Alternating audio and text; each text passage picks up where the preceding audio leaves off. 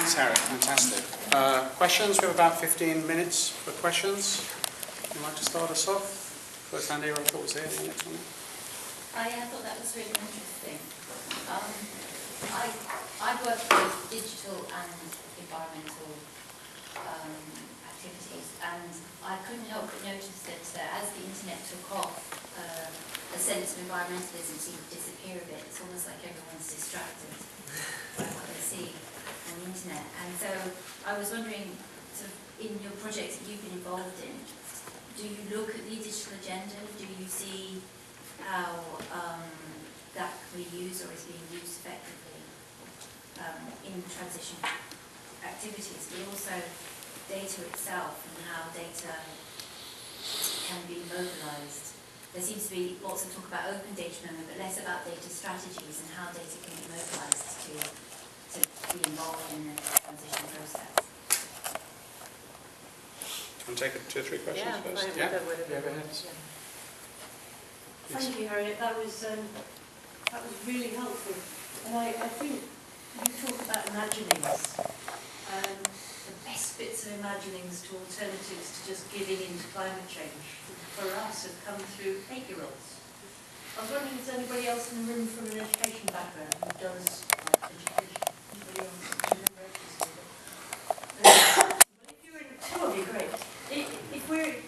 I'm wondering whether in your interdisciplinary research you've been able to find out anything from those cities about what kind of strategy has been adopted for capturing the passion of 8-year-olds who do eco-school stuff and young people who are really, really committed to making sure that the energy reduction in their schools is maintained, and how that then is built on so that older people are retrained in new skills, and that people are learning and getting not just the language of ethics around climate justice, but the sense of injustice that has to be held and then worked on. So how does your research link education, training and kind of civic behaviours? One more? Sorry. Okay, I have a question, and it's, I guess in a way I understand that the urban scale has been extremely important in kind of realising the low carbon and the resilience agenda, but then the question for me is, where do we place it in other types of scales? So I would be very interested to hear more about, isn't the real question of resilience, of how we're going to upscale what's happening in some communities, and isn't there another question about, shouldn't we think about how we can upscale what's happening in municipalities and take it up to, let's say, state level, regional level, EU level? So scale, generations, the digital. That's all right. Over to you, Harriet. Yeah. It's sort of big data, big world, big society. Thank you, everyone.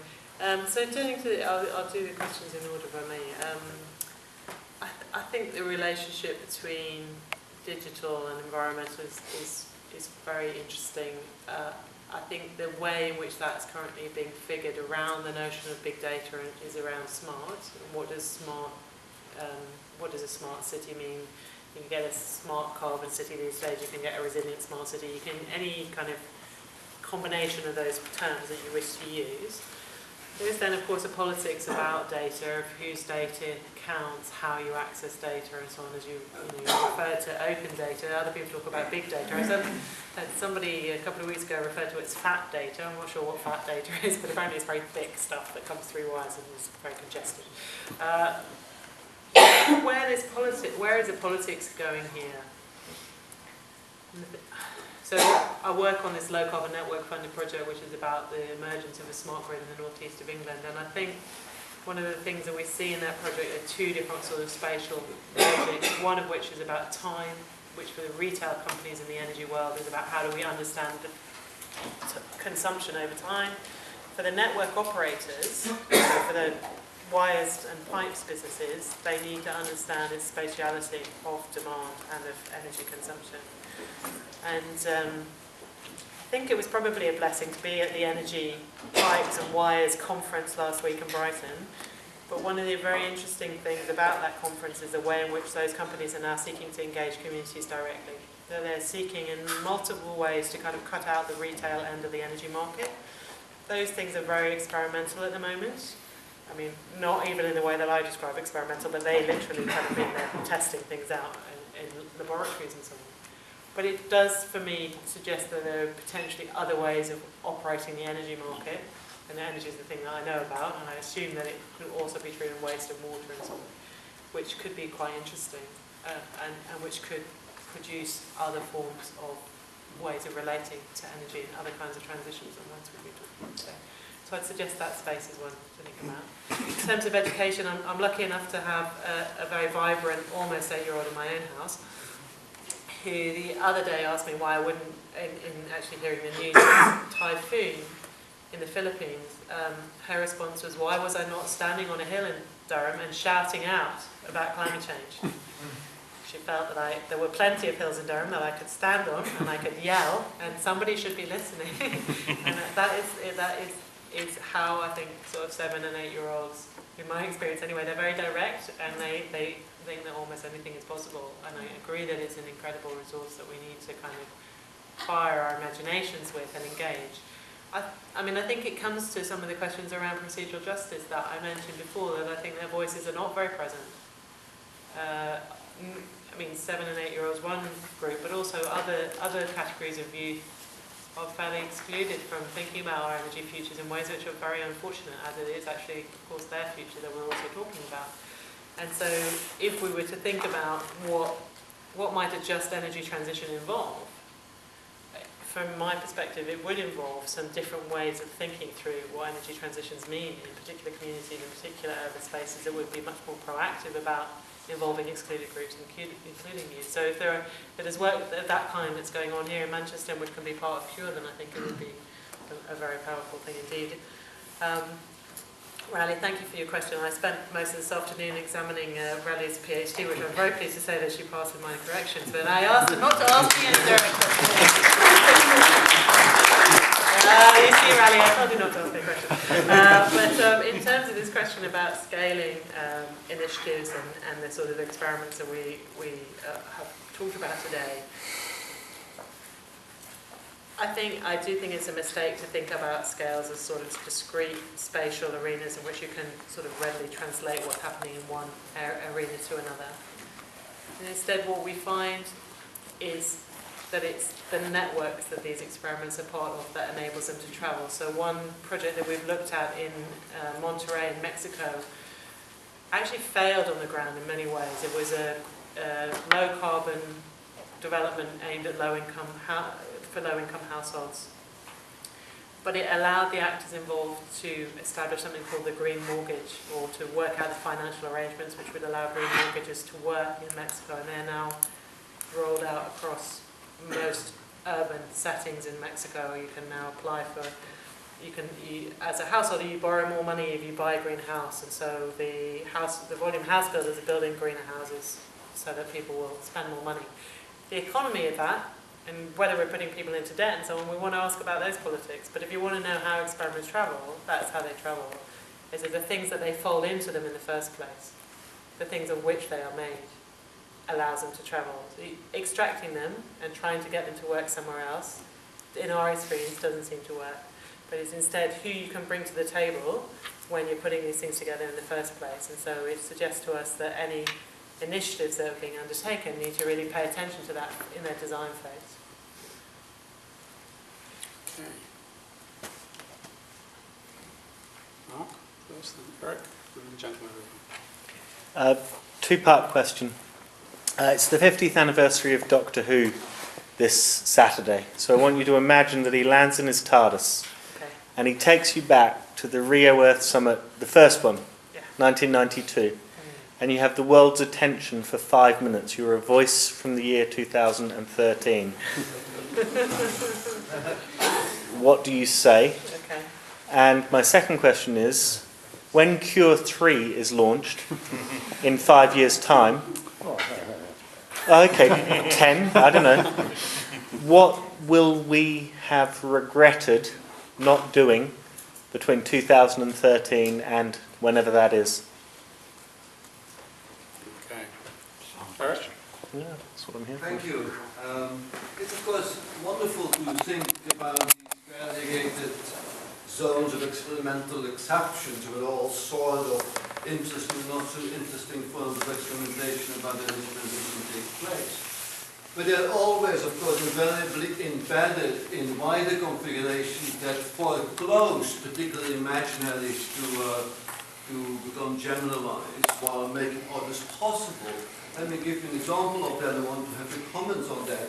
I mean, take the UK that decided 2 weeks ago to have a particular type of energy transition articulated around the nuclear option as one of the tactics of decarbonization. On the one hand, versus the German choice, where they're going to phase out nuclear energy and therefore have to experiment with other forms of securing their energy while having a just type of carbon transition. So I want you to reflect a bit on how these kind of variegated experimentations that seem to suggest an endless sense of possible urban imaginings actually get radically foreclosed by long-term strategic decisions of a particular kind made at other scales.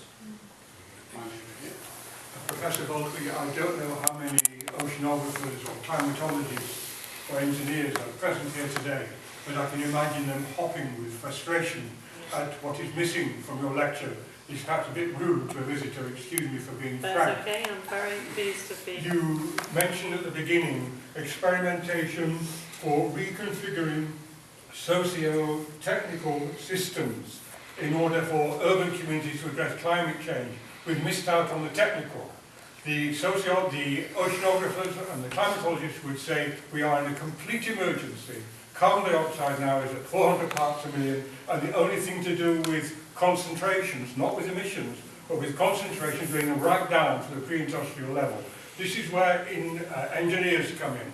If you talk about Hong Kong and Bangalore, for example, with extreme summer climates, or places like, for example, Toronto or Moscow, with very extreme winter climates, they need engineering inputs. And this does seem to be missing from so much sociological and political talk about climate change, to the extent that even the expression low carbon is never defined, when in fact it should be zero carbon together with carbon withdrawal from the atmosphere. I'm really sorry to see these issues missing from Durham University. Speaking for Durham University. Brilliant. Thank you. Thank you very much. Well, I probably am going to have to deal with that one first, I think. Yeah, thank you for your comments. I mean, I think I kind of see the technical in some different ways. I mean, it partly relates to Eric's comment about nuclear energy as well. I mean, the technical here are multiple kind of mundane technologies that we know work.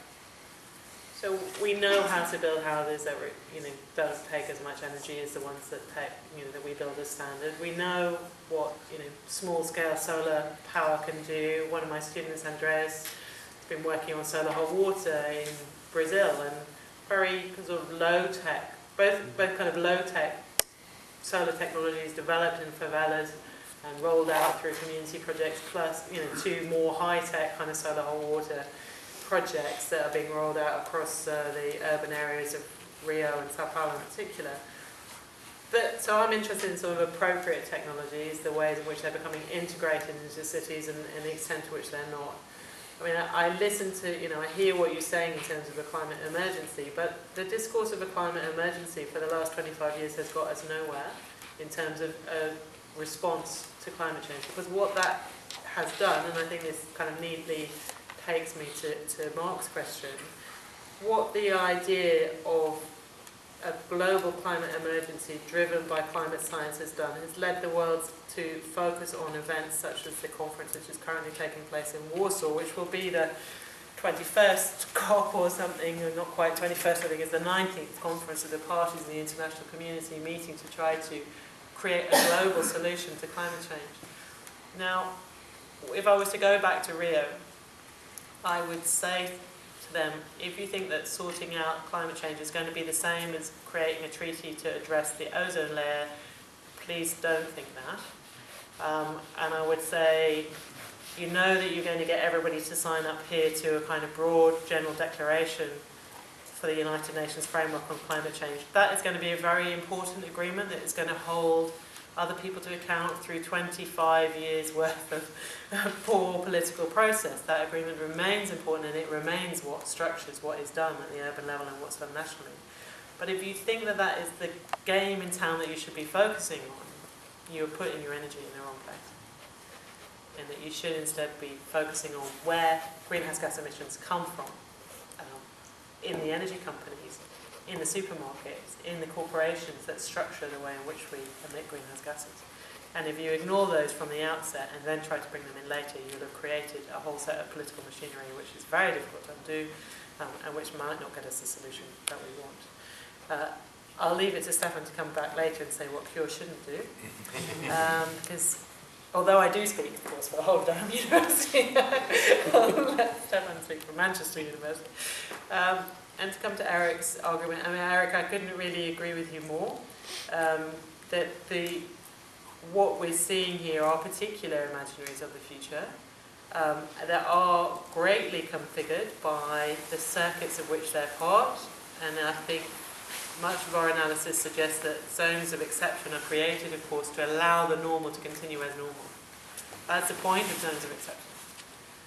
Now the question is, can you turn that politics? And I think in some places, because if they're emergent, if they always have an unruly and ungovernable element to them, as I would regard the urban social material condition as having that, then there's always a politics of possibility there. Whether that can undo those configured spaces, whether it can challenge them. It does turn on particular moments of politics and individuals, and I think some turns on particular technologies as well. So there are times when those spaces of exception can be turned into the normal and can challenge the normal and can test the normal, but often they are there in order that the normal can continue. Now, the fact that they exist means that we can do politics otherwise, and so it comes back to my 8-year-old. That's what she wants me to do, is to say, these alternatives are here, we've done them, we can do them differently, and to use them as a politics. And we could do that if we wanted to. Final couple of questions. I know there's a gentleman here I missed. Anyone else? Yeah, thanks very much for that. Last year, Matthew Taylor from the RSA gave a lecture on change and power, and he highlighted the kind of 3 elements of hierarchical power,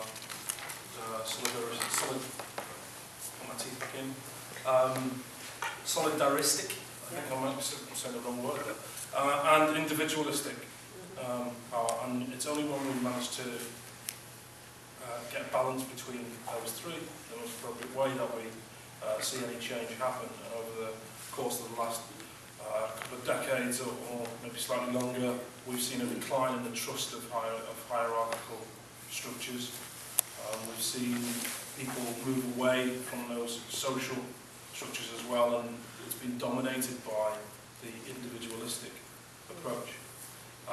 First of all, would you accept that? And secondly, using that as a frame for how we address these issues, it rather suggests to me that it's not really about a just energy issue. It's not really about any particular issue you choose to look at. It's about a wider, how does society work? And that can be used as a frame for a whole host of different problems. Yeah, similarly. Do you think that democracy will have any role in establishing a low-carbon future? Discuss. Final question to Joe. Okay. A book came out this summer called The Burning Question, with a study behind it and so on, and I thought that was so interesting, because it said if we're serious about meeting our climate change targets, we basically have to leave all the fossil fuel, most of it anyway, in the ground. And not only us, UK, but Poland, China, Russia, and so on. And the only foreseeable effect of doing that would be to crash the global economy in a much bigger way than it crashed in 2008. So that kind of summed up the choice for me of transitions which are interdependent. And if we conceive of an energy and low carbon transition as something of overriding priority, and of course our climate modelling and oceanography friends will rightly point this out, then we put a lot of other things at risk. Not to say that the global economy is just and fair and efficient and so on. It's obviously not, but it's what we know how to do, more or less. So there is this big question. So then the second part is then to say, if we look at the commitments made by cities and compare them to the commitments to climate emissions reductions made by countries, it seems that cities are right up there, green, clean, and aspirational and so on, compared to countries which are backsliding and fudging and everything that countries know how to do at the COP and so on. What's the reason for this? Is it actually that cities, by definition, manage to exclude a lot of the more tricky issues which then devolve to countries? So things like food chains, food productions, which as we know is vastly impactful of climate emissions and so on. International travel and marine and aviation and so on and so on. So are cities kidding themselves? That's really the point. That they're clean and green and low carbon, meanwhile actually the world is still falling off the edge of the cliff. Has fallen. Sorry, question. In terms of the three different ideas of power, I probably would take a bit of a different theorisation, but it's probably not worth discussing that right now. I mean, in terms of the kind of sense of what does that lead us to in terms of solutions, I think the sorts of initiatives that I'm talking about here have worked because they've been able to assemble a different form of power agency, that they've been able to create partnerships or communities which feel that they have a common stake in something and also work through quite individualised ideas of power. So I'm not sure whether hierarchy is there, but I think it's sort of a kind of sense of collective and a sense of the individual is there in those sorts of initiatives that I've been describing when they work. So that kind of generative idea of power does seem to be important in terms of when action does take place. In terms of whether there's a role for democracy in a low carbon future, I think it does. It comes to sort of Joe's point here about whether we can do anything otherwise. Could we do it otherwise? I mean, in a sense, if democracy doesn't have a role in a low carbon transition, then there isn't a low carbon transition, because it kind of can't work otherwise. Because while the UK government has taken whether it can realise that over the long term, over a significant period, I'm not sure. I still think it's a decision that may never amount to anything. We don't know that yet. So that's just to give you one example of where, decisions can be made to try to put transitions in particular ways, but without a kind of democratic mandate and a democratic engagement with the transition, it doesn't actually happen because it needs people to do it. So that's where I would stand on that. In terms of our cities kidding themselves, well, in part, yes, because they do seek to kind of exclude different kinds of emissions, and they're kidding themselves if they think they can do it on their own. But most of what I see is cities seeking to act more collectively, to create a different sense of a global ordering where cities are trying to work together. Now, whether they are able to do that or not, to realise that ambition is a question. Whether they fail in their project is a different question as to whether they're kidding themselves. But I also think that some of the more challenging issues cities are trying to take on board. So you do see urban food issues being included in low carbon transitions talk. You do see questions of water shortage. You do see questions of alternative energy generation. You see actors who don't necessarily, why particular actors decide that suddenly it's their role to start producing energy in an economy where we already have a whole set of energy producers. So you do see those kind of things, those boundaries shifting. Whether it's enough, whether it can be done on their own, I don't know. So So I think you can't be too optimistic in this space, but it sort of is, in a way, should we kid ourselves a bit? Because otherwise, if we don't kid ourselves, do we give up hope? On that note, the importance of hope. Thank you, Harriet.